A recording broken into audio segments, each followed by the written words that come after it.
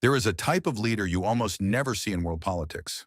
Not the loud kind, not the kind chasing applause or easy slogans. I mean the kind who walks to a stage, looks at a room full of serious people, and says something that makes you genuinely stop and think. The kind who does not hide difficult truths behind nice words. The kind who calls things what they are and trusts the audience to be smart enough to handle it. I have been covering world affairs for a long time. I have sat through more speeches and press conferences than I can count. After a while, they blur together. The phrases repeat. The frameworks recycle. You find yourself half listening, waiting for something that actually cuts through. And then there is Subramanyam Jaishankar. I first started paying close attention to him a few years ago. Those of you who have been with this channel for a while already know that. You have told me, many of you, more than once, that the videos on his speeches have been some of the most engaging things on this channel. I believe you, because when I watch him speak, I feel it too. That rare feeling of hearing someone say something you already sense but could not put into words yourself. In global diplomacy, that is genuinely rare. This time, I want to go deep on one particular speech, delivered at a conference on the Indian Ocean, the kind of event that usually produces careful, bland language and polite handshakes. But what Jaishankar delivered was something entirely different. It was a diagnosis, a map of the world as it really is, a serious call to shared action dressed up in 5 calm, measured points. I have read it, reread it, sat with it, and I want to walk you through it, think out loud about what he is saying, why it matters, and what it tells us about how India sees the world right now. Because this speech is a window into something significant, a philosophy, a worldview worth understanding, especially for those of us watching from the outside. So, let us begin, he opened simply, almost disarmingly so. He noted that this annual gathering had been meeting for 9 years. 9 years of discussion and reflection. And then he said without drama that they were meeting at a time when turbulence in the world and in the Indian Ocean itself was at a high. I want to pause on that word, turbulence. We hear it constantly in news reports, market updates, political commentary. We have grown almost numb to it. But when Jaishankar uses it, there is real weight behind it. He does not use it to fill space. He means the systems we built, the assumptions we made, the cooperation we established, all of it is being tested at the same time. And in that context, he says something worth paying attention to. He says this turbulence gives our conversations a particular value, not particular difficulty, not particular anxiety, particular value. Think about that. In a shaking world, in a moment of disruption and fragmentation, his first instinct is not crisis management. His instinct is, now more than ever, careful thinking matters. Now more than ever, the conversation must be at its best. That is a leadership attitude, and it sets the tone for everything that follows. His first point is, as he himself admits, an obvious one. He even says so out loud. I am stating the obvious, but nevertheless necessary today. And then he talks about the ocean, not as geography, not simply as a trade route or military theater, though it is both.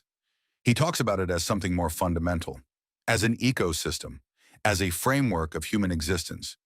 He says the Indian Ocean is the resources on which we depend, the connectivity on which we thrive, the culture we have built over the ages. He is asking us to rethink what an ocean actually is. Not a blank space between land masses, not merely a path for goods to travel, but a living system connected, interdependent, deeply woven into the lives of the people who live on its shores. And then he says something that lands quietly but hits hard. When this is disrupted, numerous aspects of life are impacted. We are seeing it today.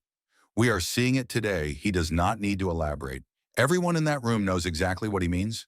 The disruptions in the Red Sea, pressure on shipping lanes, spiking energy prices, ripple effects on food supply, economic consequences that began in one conflict and spread across the ocean until they touched every nation nearby. He names the pattern.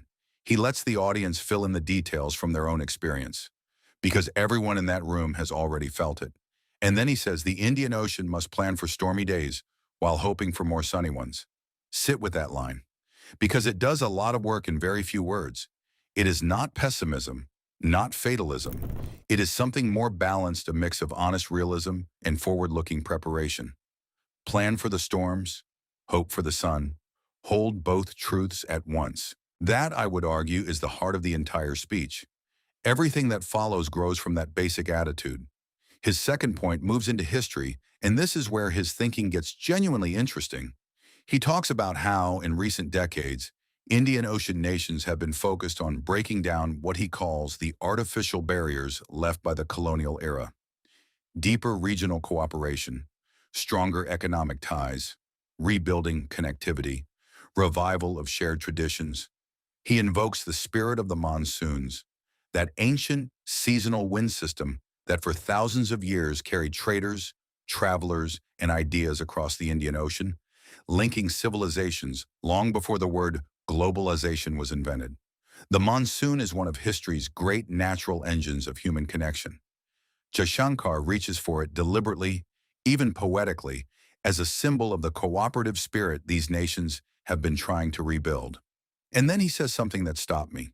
He says the world may be more fragmented, but we, the nations of the Indian Ocean, must seek to be more cohesive. I have heard many calls for unity at international events. They usually feel hollow, but this one feels different. Because of what surrounds it, he does not say, we must be more cohesive as a wish in isolation. He says it in direct contrast to the direction the rest of the world is moving. He openly acknowledges that global fragmentation is real. He is not pretending it away. He is saying, yes, that trend exists, and we must consciously choose to go the other way. That is not an empty call for unity.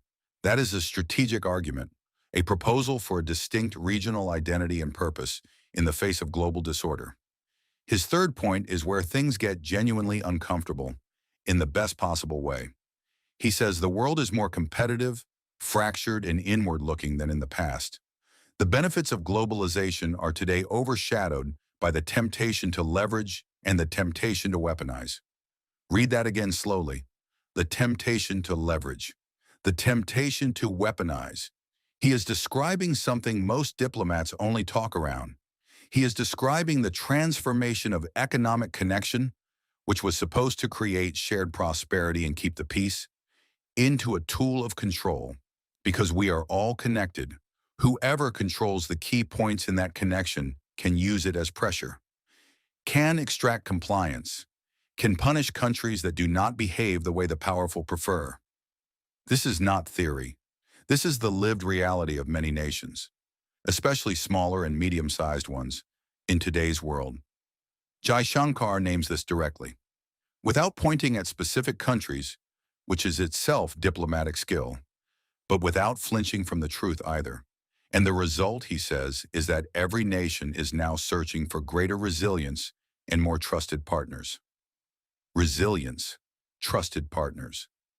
These two ideas organize international relations in our era, and they emerge not from abstract policy, but from the direct experience of vulnerability, of discovering that the connected world is not a fair playing field, but a terrain where leverage is constantly being built and deployed. His fourth point, about choke points, is the one I kept returning to most, because it does something intellectually unusual. It takes a concept we associate with physical geography and expands it into something far more unsettling. We all understand physical choke points, the Strait of Hormuz, the Bab el-Mandeb, narrow passages where disruption has catastrophic downstream consequences. These have shaped naval strategy for centuries. But Jaishankar says, let's not forget that choke points have also been developed in domains like finance, technology, resources, and even knowledge. Finance, technology, resources, knowledge. He is describing a world where choke points are no longer only physical. They are structural, built into the architecture of the global economy itself. The ability to cut a country off from the international financial system.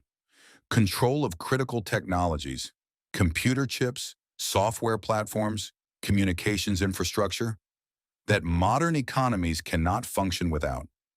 Dominance over key resource supply chains. And perhaps most quietly, the control of knowledge, of information, of narrative, of the frameworks through which we understand the world. All of these are choke points, And he says that overcoming the control mindset, the thinking that seeks to use these choke points as tools of dominance, is essential for the health of the global economy. I have read many analyses of the current global moment, but I have rarely heard this specific insight stated this clearly, this briefly, and in a setting like this one. What Jaishankar is doing is drawing a map of real power in today's world. He does it in 3 sentences. That kind of compression, saying complex things briefly and precisely, is a mark of genuine mastery.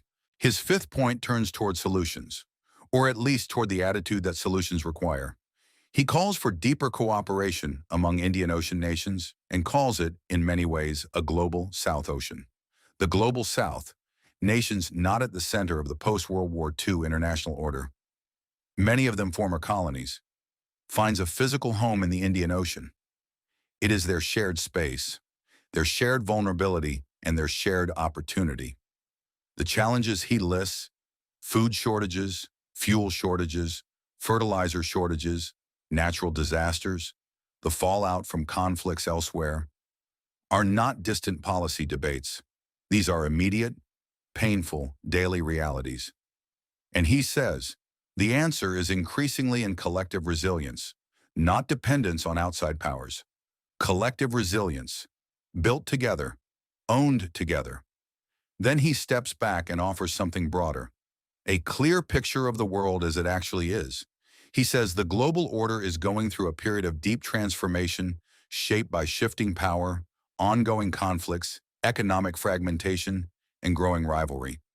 And then he says what I think is the most memorable formulation in the entire speech. He calls it the paradox of the world. Interdependence is getting deeper, but competition is getting stronger, and navigating it is therefore getting tougher. Deeper interdependence, stronger competition, both at the same time. For decades, standard thinking held that interdependence was a force for stability. The more countries traded with each other, relied on each other's supply chains, the less likely they were to come into serious conflict. Mutual dependence creates mutual caution. There is truth in that. But what we are seeing now is that interdependence and competition are not opposites. You can be deeply intertwined with another country and still be in fierce competition with it. The shared dependence does not reduce the competition. In some ways, it sharpens it. Because the stakes are higher, the leverage is real, and the choke points are embedded in the economic relationship itself. Navigating that, keeping necessary economic ties while managing strategic tensions, protecting your sovereignty, building resilience against being squeezed, is extraordinarily difficult. And Jaishankar says so honestly. It is getting tougher. He does not pretend otherwise. He then turns to West Asia. And here the speech becomes most grounded in immediate, painful reality. They firmly oppose the targeting of civilians, of infrastructure, and of commercial shipping. Navigation must remain safe and open. These are strong words, clear words, a real position stated without the usual diplomatic softening. And then he turns to something often missed in coverage of this conflict: the economic damage felt by countries not even directly involved. When energy is scarce and expensive, it has an overarching implication for the entire society. When trade is constricted, this goes beyond business to livelihoods in different sectors. When fertilizers are more difficult to procure, the food security consequence is obvious. These 3 sentences describe completely how a distant conflict penetrates every corner of daily life somewhere else. Energy prices raise the cost of everything. Trade disruption hits workers, farmers, shopkeepers. Fertilizer shortages translate directly into food on the table or not on the table. He is asking the audience to feel the connection, to understand that in the Indian Ocean world, there is no conflict that only affects those directly involved. Every disruption spreads, every shock travels, and the nations of the Indian Ocean, many of them least able to absorb economic shocks, many still developing, feel it first and feel it hardest. I want to take a moment to talk about what makes Jaishankar's delivery so different, because it is not just what he says, it is how he says it. He thinks in public. He does not just deliver talking points, he actually reasons, working through arguments, naming paradoxes, sitting with uncomfortable truths. He earns his conclusions by going through the hard steps first, And this creates a particular effect on the listener. You feel that you are being treated as an intelligent adult, that the person speaking respects your ability to handle complexity, to sit with uncertainty, to think through hard problems without needing everything wrapped up neatly. In an era defined by simplification, slogans, and emotional manipulation, where the prize is the viral clip, there is something almost rebellious about a leader who speaks like Jaishankar. Measured, precise, dense with meaning, uninterested in performance, and yet genuinely passionate. You can feel it in the way he talks about the cultures the ocean has built over the ages, in the way he reaches for the monsoon as a metaphor, in the way he talks about food security as a consequence that is obvious. Meaning, you already know what this means for real people. I should not have to spell it out. He then moves to maritime security. He says there is a full-blown conflict deeply impacting all Indian Ocean nations today. Moreover, there are gray zone activities spanning the spectrum between traditional and non-traditional threats. Gray zone, that vast, murky space between open war and normal peacetime, harassment of ships, interference with communications, ambiguous incidents at sea designed to send signals without triggering formal responses. The gray zone is where much of the real competition in today's world actually happens. Hard to respond to, hard to attribute, hard to build coalitions against because its very nature is ambiguity. He says plainly, the spectrum of challenges has become wider and more seamless, and unfortunately also more serious. And his conclusion is clear. No single Indian Ocean state, however capable, can preserve and protect the maritime space alone. However capable. Those two words matter. He is speaking to an audience that includes India, one of the largest naval forces in the region. He is saying, even for us, even with our strength, this cannot be managed by one country. The complexity demands a shared response. Then he turns to what India has actually done. Not in theory, concretely, with names and numbers and places. Disaster relief in Sri Lanka, Madagascar, Mozambique. Responding to oil spills near Mauritius and Sri Lanka. Operation Sagar Bandhu, prompt relief after a devastating cyclone in Sri Lanka, plus a $450 million package for relief and reconstruction. I want to be honest here. I know aid figures can be deployed strategically. Development assistance is rarely purely selfless. There are always interests involved, and Jaishankar would be the first to say so. But what strikes me is the detail, the specificity, the Metro Express Railway in Mauritius, water supply projects, a police academy, a forensic laboratory, an archives facility, a renal transplant unit, 19 electric buses handed over that very morning, the Greater Malay Connectivity Project in the Maldives, housing, health, education, connectivity infrastructure in Sri Lanka. This level of detail speaks to engagement that goes beyond positioning. You do not build a forensic laboratory because it sounds impressive in a speech.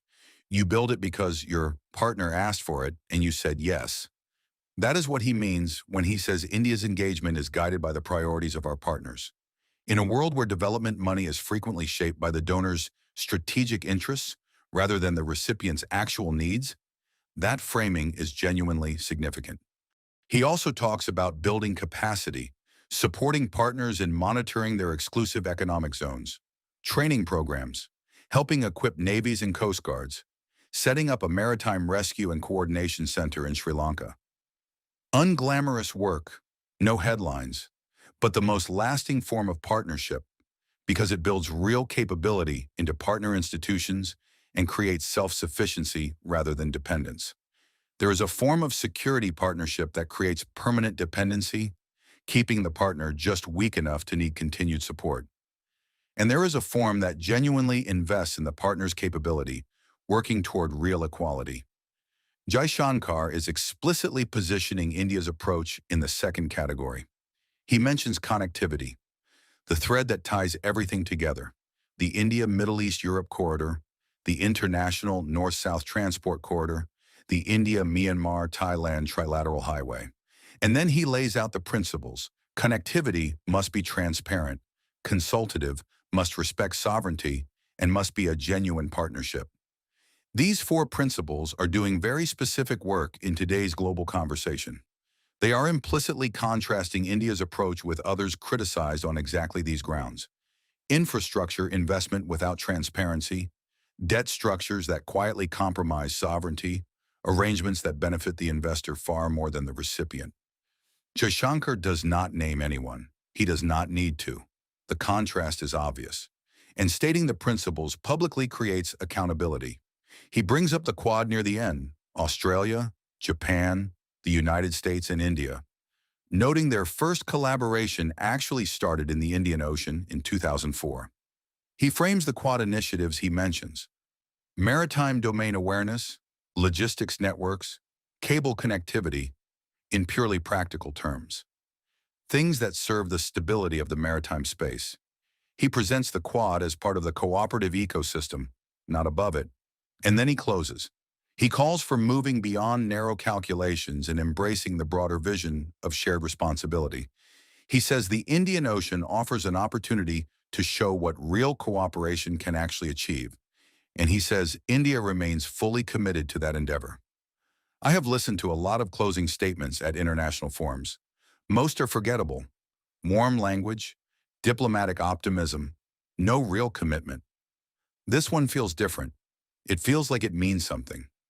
I want to step back now and share some honest reflections. When I first started covering Jaishankar, my interest was mainly intellectual.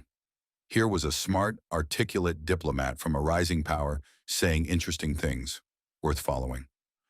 Over time, something has shifted. I would describe it carefully as admiration.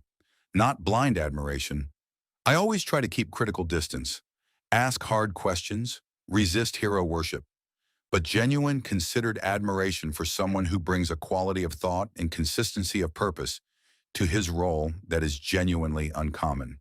And I think my audience feels something similar. The response when I cover Jaishankar is always strong, not just in numbers, but in the quality of conversation it generates. People think carefully about what he says. They push back on it, build on it, bring their own experience to it. He generates that kind of engagement because he models it himself. What makes him stand out is the combination. He is clearly tactically brilliant, decades at the highest levels of diplomacy. He knows the craft inside out. But he also has something not all expert practitioners have: a genuine, complete theory of how the world works and how it should be organized. A philosophy that is consistent, articulated, and applied in practice. That is what makes his speeches feel like more than performance. They feel like windows into a mind that has genuinely wrestled with the hardest questions of our time. India is at a genuinely remarkable historical moment, a country of extraordinary complexity, enormous challenges alongside extraordinary capabilities, ancient traditions alongside rapid modernization, fierce democratic politics alongside consistent strategic positioning. And Jaishankar embodies that. He speaks with the confidence of someone representing a country that knows its own weight, not waiting for permission from established powers, actively helping to shape what the international order becomes. Perhaps that is what this speech ultimately illustrates. A leader speaking at a maritime conference on a small island in the Indian Ocean, laying out a vision that is both deeply specific and sweeping in its reach, specific in its details. The forensic laboratory in Mauritius, the Maritime Rescue Center in Sri Lanka, the electric buses handed over that very morning. Sweeping in its ambition, the Indian Ocean as a global commons, collective stewardship, a philosophical framework for navigating a world of deepening interdependence and intensifying competition. I have watched many leaders try to say something meaningful at international forums. Most do not manage it.